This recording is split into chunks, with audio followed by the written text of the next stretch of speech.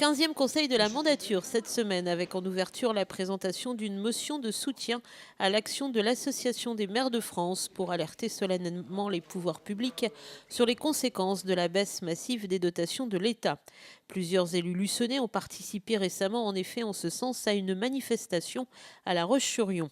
Le maire de Luçon, comme beaucoup de ses confrères, craint en effet que la baisse drastique des dotations ne conduise les villes à réduire les services offerts à la population ou pire à augmenter les impôts locaux. L'opposition s'est abstenue sur cette mention. Selon elle, en effet, il est regrettable que ce mouvement se déroule avant les élections régionales et il y a donc un risque de récupération politique. Mais le dossier qui a donné lieu à un véritable débat est sportif. Il concerne une subvention supplémentaire accordée au Luçon Basket Club. L'association connaît actuellement des difficultés financières et pour y faire face, et après leur avoir attribué depuis le début de l'année 74 200 € de subvention, la ville souhaite leur accorder une nouvelle aide de 56 000 €. Même s'il s'agit d'une subvention, le maire a toutefois précisé que les dirigeants du club s'étaient engagés à rembourser cette somme dans les années à venir en réduisant chaque année la subvention qui leur sera accordée. Les conseillers municipaux d'opposition ont voté contre cette délibération.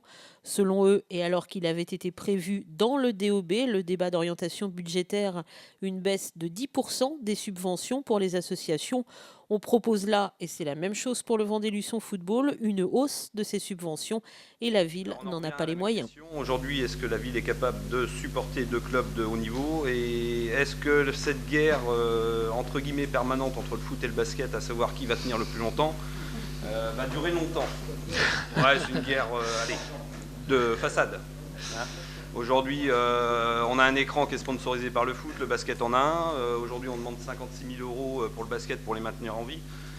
Alors voilà, ça devient usant, et usant pour les petites associations sportives qui, elles, font l'effort de perdre 10%. Là, on est bien sur une subvention. Alors, je veux bien que le président ait mis une lettre comme quoi il émet le remboursement de 10 000 € pendant 5 ans. Aujourd'hui et demain, si ce président arrête, il n'y a aucune contrepartie à ce que le club rembourse, puisque c'est une subvention et c'est non un prêt. Voilà, donc c'est quelque chose qui, comme on l'a dit, il va falloir prendre des responsabilités et prendre des décisions à la fin de l'année. On verra où on en est financièrement au niveau des deux clubs. C'est un fusil à un coup, pourquoi ? Parce que, si vous voulez, il y avait un déficit chronique qui existait et qui perdurait depuis un certain nombre d'années, je suis d'accord avec vous.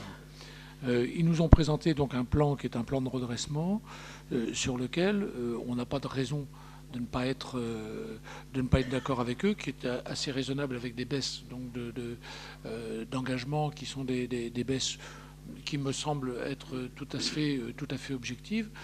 On en a discuté avec les gens du basket en leur disant bon, on appure ce qui a été le souci qui est redondant.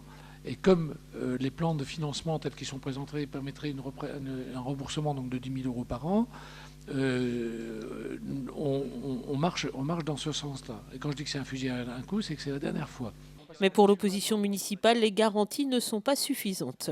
Il y a un moment donné, il faut aussi que les gens qui ont ces responsabilités dans les bureaux se disent est-ce qu'il faut qu'on continue ou pas? Voilà, c'est pas de dire non, c'est une défaite pour nous. C'est économiquement, on est dans une période qui est compliquée. On le sait qu'il y a aussi ce qui se fait depuis 2008, que les entreprises nous donnent moins, ça c'est certain.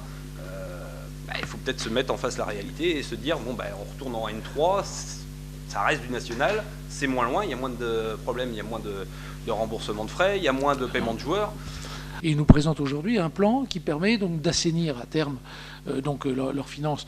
Donc aujourd'hui, on avait la possibilité de leur dire bon, on vous fait confiance sur ce plan de redressement. Si ce plan de redressement n'a pas lieu, nous on arrête.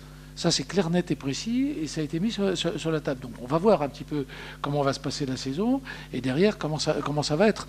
Mais vous avez mon engagement derrière que si jamais ce plan n'est pas tenu, derrière on arrêtera. L'opposition a donc voté contre. Elle s'est abstenue par ailleurs sur 2 autres dossiers, notamment l'approbation d'un agenda accessibilité, réfutant celui proposé par la ville, qui selon elle n'est pas suffisant, et sur la mise en comptabilité du PLU pour l'extension de l'usine Eurial. Selon l'opposition toutefois, si cette extension est bonne pour l'emploi, elle ne l'est pas pour l'environnement.